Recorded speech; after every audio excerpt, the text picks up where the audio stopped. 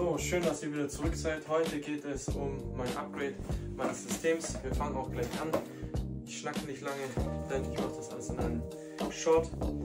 Wir haben hier einmal mein Motherboard. Das ist das Aorus Z890 Wi-Fi Elite oder Elite Wi-Fi. Wir bauen jetzt erstmal den Intel 265K auf das Board und alles weitere wie RAM und ja, dann bauen wir es in das Case ein, das Motherboard mit den ganzen Komponenten, und dann kommt noch am Schluss die Wasserkühlung und die Grafikkarte dazu. Deswegen bleibt dran, let's go!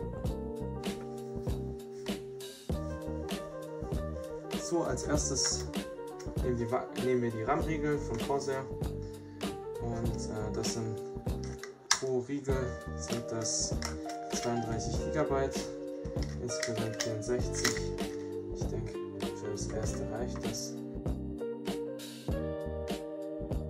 Als nächstes kommt die CPU noch rein.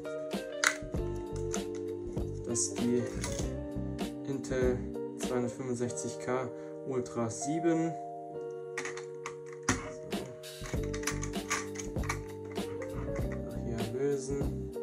Dann schauen, wo die zwei Markierungen sind. Rechte Seite, wenn ihr auch ein Aorus Mainboard habt.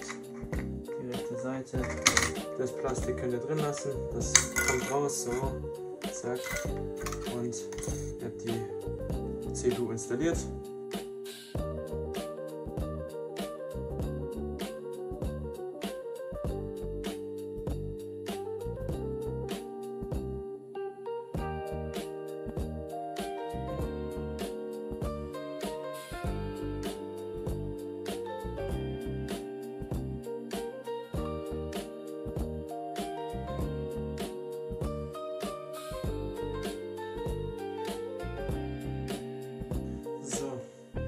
Jetzt packen wir die Kühlung oben drauf, dann die Grafikkarte rein und dann, oder wir verkabeln erst eins und dann kommt die Grafikkarte rein und dann starten wir das System. Super.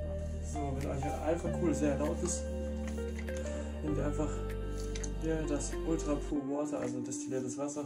Ich habe es mir nicht einfach nur gekauft. Und wenn die lauter werden sollte, dann füllt ihr einfach hier oben beim Refill nach und baut es aber am besten aus. So, jetzt verkabeln wir das Ganze, dann kommt die Grafikkarte rein und dann let's go.